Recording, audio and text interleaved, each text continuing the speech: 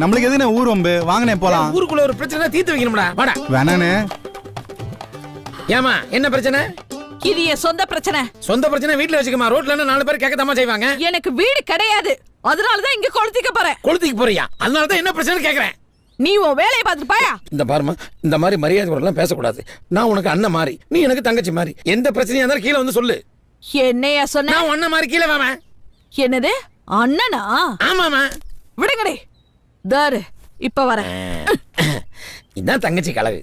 என்னையா சொன்ன? அண்ணன் மாதிரி சொன்னேன்.